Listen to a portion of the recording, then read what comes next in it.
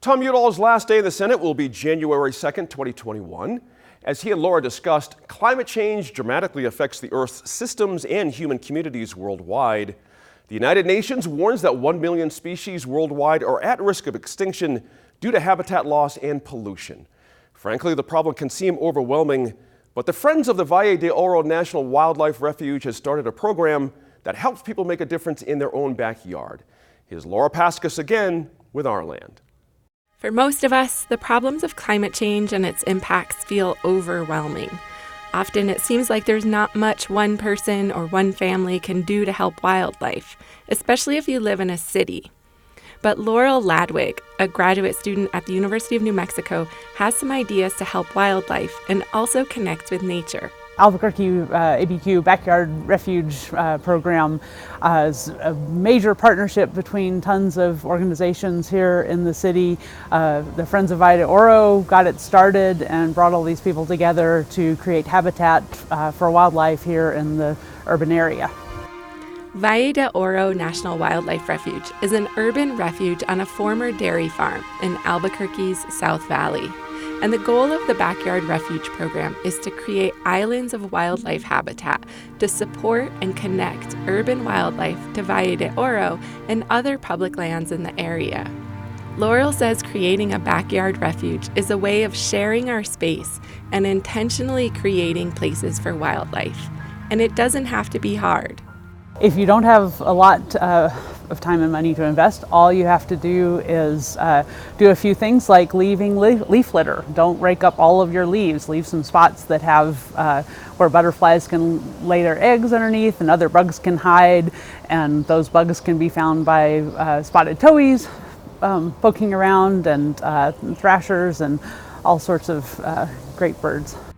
In Albuquerque's Midtown neighborhood, landscape architect Jill Brown has already turned her backyard into a refuge, and it's a place she and her family spend a lot of time. The yard is a combination of outdoor living plus the wildlife and just a nice aesthetic design. So we have hummingbirds, bees, butterflies, using a lot of these plants in here. You don't have to be a landscape architect to participate in the Backyard Refuge program. In fact, you don't even need a backyard. There are things that you can do at your apartment that make a difference for wildlife and for you. I'm not a landscape architect and I don't have a ton of time or money, but having wildlife habitat in my backyard is important to me. And so I asked the program's Judith Phillips to come on over and give me some ideas. So how would you fill in some of the holes for wildlife here? Well, that wall is a great wall for maybe the native clematis, the western virgin's bower. Well, just more layers. So you could put some ground cover, something maybe like the native 4 o'clock in front of the chickens, or one of the evening primroses. They attract hawk moths and that would drive the chickens crazy. At my own house, I've spent plenty of time ripping up landscaping fabric that doesn't allow water to seep into the ground and reach tree roots, and hauling off gravel. I think it was a really unfortunate thing that people interpreted xeriscape as meaning pull out the plants and spread rock everywhere.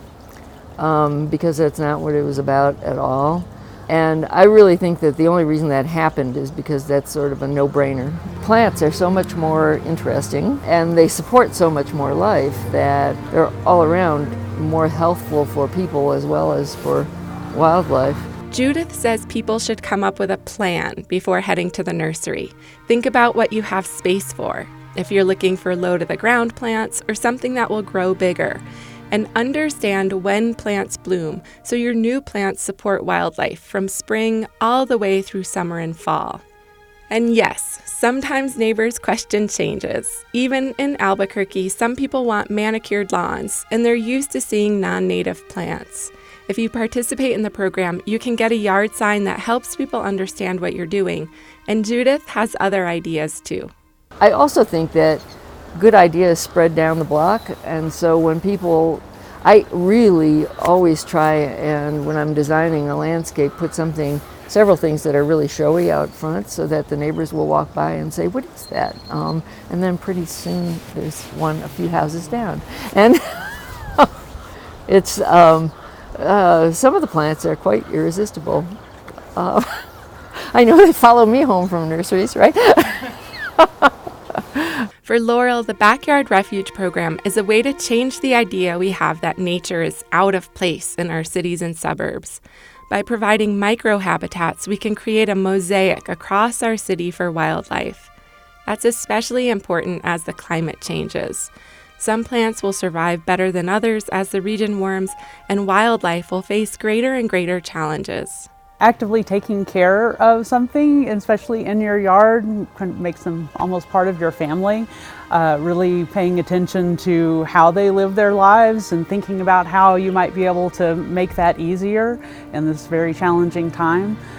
So that act of caring is very fulfilling and important for the wildlife.